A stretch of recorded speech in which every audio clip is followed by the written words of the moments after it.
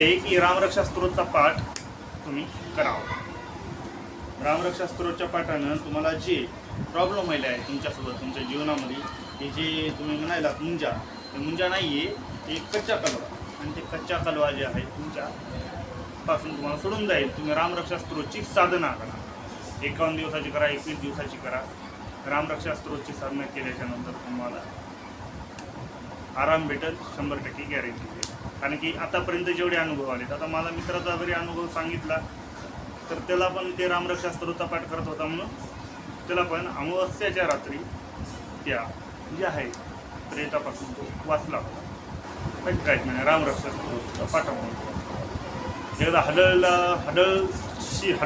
असतो का, हडळ तिच्यासोबत त्याचा सामना झाला, तर तेव्हा पण तो वाचला होता रामरक्षा स्तोत्रापासून, रामरक्षा स्तोत्राच्या मुळे.